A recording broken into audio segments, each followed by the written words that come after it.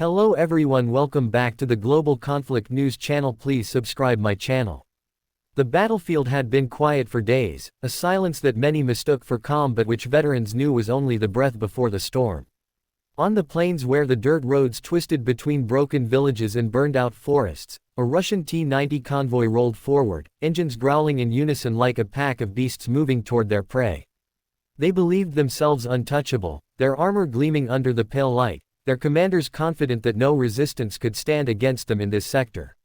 What they did not know was that an Abrams tank, hidden in the folds of terrain, was waiting with patience carved from steel and strategy.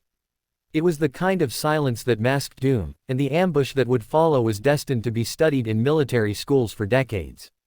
The Abrams sat like a crouching predator, its massive frame concealed behind the slope of a ridge, covered with camouflage netting and the dust of weeks in hiding. To the untrained eye, it was nothing more than part of the earth itself, but to those who understood war machines, it was a coiled spring, waiting for the right moment to release destruction. The exterior of the Abrams was intimidating even in stillness, a fortress on tracks, angular armor layered with depleted uranium, every plate and surface designed to deflect, absorb, or survive punishment that would tear lesser tanks apart. Its 120mm cannon protruded like the fang of a dragon, steady, unmoving, but ready to roar fire with a single command. Around it, the crew remained hidden, eyes locked on scopes and sensors, the atmosphere tense but composed. Inside the tank, the interior was cramped, metal walls pressing close, air heavy with the hum of electronics and the faint smell of oil. The crew moved with an efficiency born of endless training, each man knowing his role so well that no words needed to be wasted.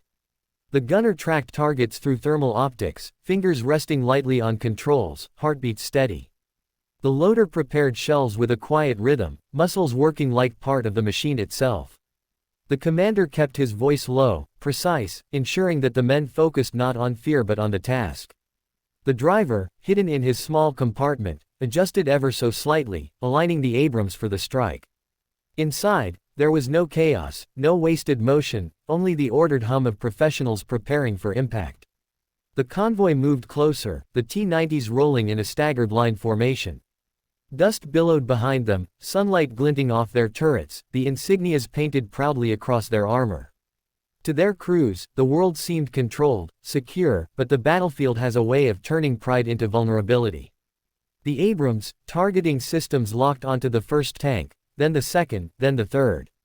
Data scrolled across digital displays, range markers confirmed, crosshairs steady.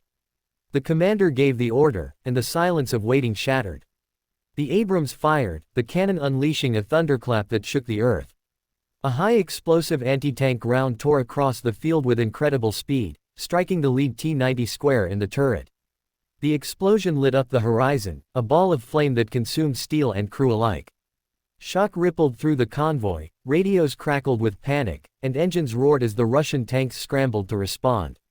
But the Abrams had already shifted its aim. Before the second T-90 could react, another round was loaded and fired, this one slamming into its side with devastating force. In seconds, two tanks were burning wrecks, their strength erased by precision and power. Performance in that moment became the difference between survival and annihilation. The Abrams moved fluidly, despite its massive weight, repositioning behind cover and emerging again like a phantom. Its engine, a gas turbine capable of incredible bursts of speed, allowed it to change positions faster than the T-90 crews could track.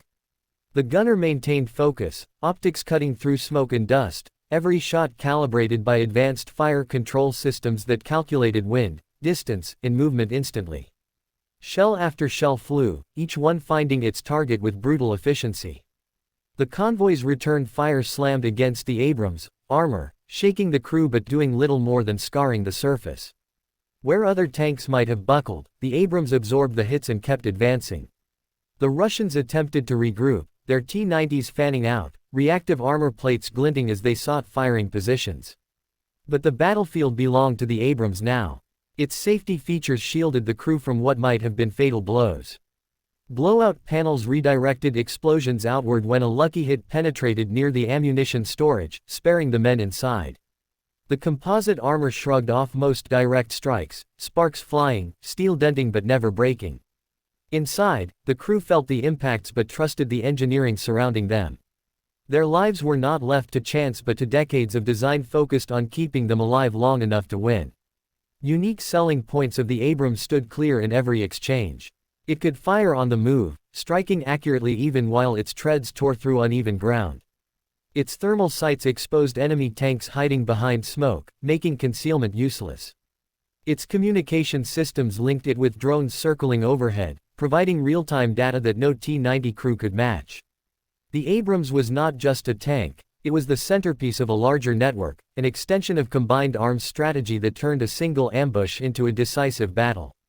The Russians had numbers, but numbers meant little when every advantage was tilted toward the hidden predator stalking them from the shadows. As minutes turned to hours, the convoy disintegrated. Tank after tank erupted in fire, crews abandoning their vehicles, retreating across the fields as chaos consumed their formation. The Abrams pressed its advantage, never reckless but always relentless, its shots echoing like the drumbeat of inevitability. The price of this machine was steep, tens of millions invested in its creation, billions poured into the program that sustained it, but in this battle, the cost seemed almost irrelevant. What is the price of a machine that can break the enemy's will, that can turn certainty into despair, that can make a convoy vanish into smoke and ash in the span of an afternoon? When the final T-90 was destroyed, the battlefield grew quiet once more. Blackened hulks smoldered where proud armor once stood, the smell of burning fuel and scorched earth filling the air. The Abrams withdrew slowly, its camouflage reapplied, its engine purring as it vanished back into concealment. To the men inside, it was not triumph but duty, another mission completed, another reminder of what they carried into battle. They knew that their survival was not luck but design, not chance but preparation. They were the custodians of a war machine that combined power, precision, and protection into one indomitable force. The story of that ambush spread quickly, carried by whispers across the front lines and then by reports through military channels. Analysts dissected it, newspapers dramatized it, and commanders on both sides studied it for lessons. For some, it was proof of Western engineering superiority. For others, it was a sobering reminder of vulnerability. For the crew of the Abrams, it was simply another day of survival in a war that offered no guarantees. Yet history would record it as something more.